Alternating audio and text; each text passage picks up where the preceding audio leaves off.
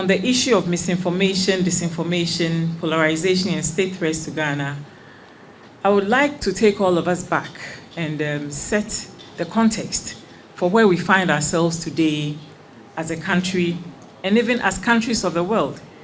Because the problems that we face in Ghana regarding mis and disinformation, fake news, and so on, are really not uniquely Ghanaian at all. Bigger countries, stronger countries are grappling with these same issues and have not found solutions that we can emulate. So we are all feeling out in the dark to find a way forward.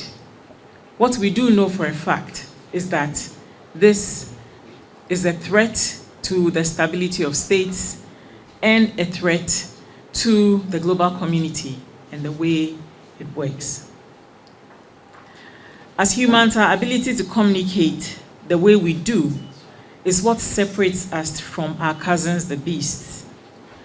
That is not to suggest that animals do not communicate. Indeed, there is ample evidence of animals like dolphins, monkeys, and bees similarly communicating in quite sophisticated ways.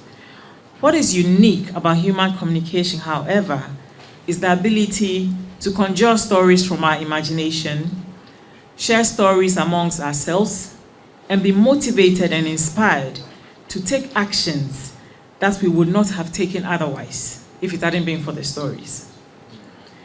Stories that alter perception and elicit emotional responses, leading to significant consequences. I can imagine the first Homo sapiens sitting around their campfire telling heroic tales of their hunting expeditions, laced with heavy doses of exaggeration, to an enthralled audience who listened wide-eyed, breaking into spontaneous applause intermittently, as they also imagine how awe-inspiring their own stories will be one day. I take us back to that place in time in order to set the stage for today's discussion and establish that the era of post-truth, the era of misinformation, disinformation, and all of that has existed since the beginning of human communication. It's not a new thing at all.